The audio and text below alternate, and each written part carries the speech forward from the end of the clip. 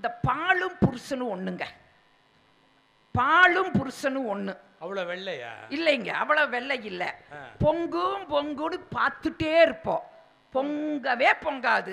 சனிய பொங்காதுன்னு திரும்புவோம். படக்குன்னு பொங்கிரு. வீட்டிலையும் அப்படித்தான். அந்த சனியன் இருக்குமா? ஒரு ஆதங்கங்க மனசுக்குள்ள இருக்கிறத எங்க கொட்ட முடியும்? இங்க தானே சொல்ல முடியும். பால் பொங்கும்னு நிறுத்தலாம்ல, அதனால சனியன் திடீர்னு பொங்கவே பொங்காது. அசந்து திரும்புவோம், பொங்கிரு.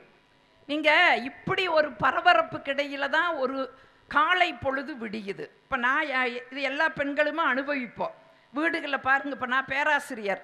காலையில் வேலைக்கு போகிறதுக்குள்ளே ஒரு கல்வியை தோசை ஊற்றிட்டு இருக்கையில் இவர் குளிக்க போவார். குளிக்க போகையில் இவர் கத்தனையும் எடுத்து வச்சுட்டு இதில் என்ன பேஸ்ட்டு, ப்ரஷ்ஷு, தண்ணி எல்லாம் எடுத்து வச்சுக்கிட்டு முதுகு வேற தைக்கணும். தினம் காலையில் எம்ஏ பிஎட் எம்ஃபில் படித்து பேராசிரியருங்க.